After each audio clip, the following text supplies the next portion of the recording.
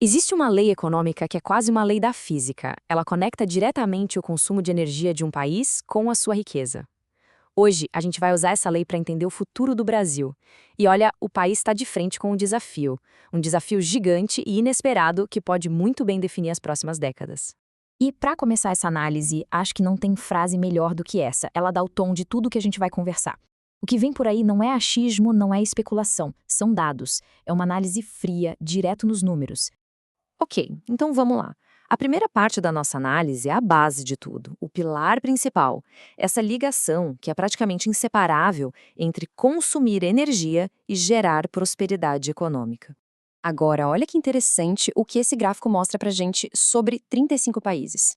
De um lado, ali na horizontal, está a riqueza, o PIB por pessoa, e na vertical, o consumo de energia. A tendência é, nossa, é impossível negar. Quanto mais para a direita um país está no gráfico, ou seja, mais rico, mais para cima ele está também, consumindo mais energia. É uma linha quase perfeita. E a força dessa relação tem um número. R ao quadrado, 0,58. Sabe o que isso quer dizer? De forma bem simples. Que a riqueza de um país, sozinha, explica quase 60% do seu consumo de energia. Isso, estatisticamente, é uma correlação muito forte. Não é coincidência, é praticamente uma regra da economia. E o Brasil, onde é que ele entra nessa história toda? Pois é, exatamente onde a matemática diz que ele deveria estar. Com um PIB por pessoa de 18,6 mil dólares, o nosso consumo de energia está cravado, certinho, em cima da linha de tendência mundial. O Brasil é o exemplo de livro, a prova perfeita da regra. Só que, como em toda regra, sempre tem aquela exceção que chama a atenção, né? E nesse caso, é uma exceção que virou uma potência mundial. Vamos falar da China. A China tem uma renda por pessoa bem parecida com a do Brasil. Se a gente seguir a regra, ela deveria consumir uns 3.200 kWh por pessoa. Mas, na realidade, a China consome mais de 6.100. É quase o dobro do esperado. Uma anomalia gigantesca. E por que isso? A resposta está aqui. Não foi por acaso. Foi uma decisão estratégica, uma política industrial muito clara para turbinar o desenvolvimento com indústrias que, literalmente, devoram energia. A China usou energia barata e abundante como uma alavanca para se transformar na grande fábrica do mundo. E isso tudo nos traz de volta para o Brasil. Se o nosso país quer crescer, se desenvolver, qual é o custo de energia dessa ambição? Bom, a matemática que a gente viu até agora já nos dá a resposta. E essa é a pergunta de $1 milhão, né? Qualquer plano de futuro para o país, qualquer ambição de crescimento e de melhora na vida das pessoas depende diretamente da resposta para essa pergunta. E a resposta, olha, é de cair o queixo.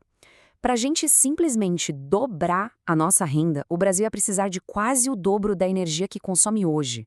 Agora, para chegar no nível da Alemanha, o consumo teria que ser multiplicado por 2,7. E para chegar perto dos Estados Unidos, teria que triplicar. É muita coisa. Então a gente chega num ponto crucial. Não tem atalho.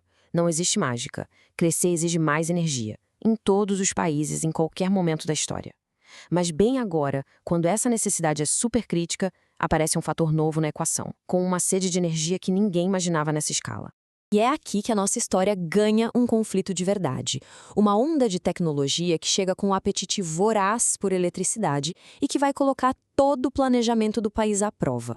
28,5 gigawatts. Guarda bem esse número. Ele é o tamanho do novo desafio brasileiro.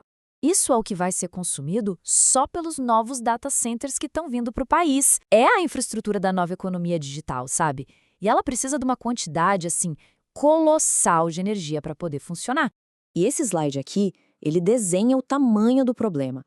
A demanda que vem só dos data centers, esses 28,5 gigawatts, é mais que o dobro de toda a capacidade nova de geração de energia que o Brasil planeja construir na próxima década. A conta simplesmente não fecha. O que nos leva ao capítulo final dessa análise. Uma corrida maluca entre a velocidade da tecnologia de um lado e a lentidão dos processos e da burocracia do outro. E o nó da questão está bem aqui, nesse cronograma. Um data center fica pronto e funcionando em 1 ano. Uma usina solar em 2 ou 3. Mas e a linha de transmissão para levar essa energia toda até onde ela precisa chegar? Ah, isso aí pode levar de 5 a 7 anos, entre licença, aprovação e obra. É um gargalo gigantesco. E além do tempo, claro, tem o dinheiro. Para modernizar a rede e conseguir aguentar essa demanda toda, os investimentos necessários nos próximos anos são absurdos. Estamos falando de 86 bilhões de reais em transmissão e outros 235 bilhões em distribuição. Essa frase resume perfeitamente o dilema. De um lado, você tem a urgência da inovação digital, que não espera. E do outro, um sistema de planejamento que simplesmente não foi feito para correr nessa velocidade. E a gente termina com essa pergunta que vai muito além do setor elétrico.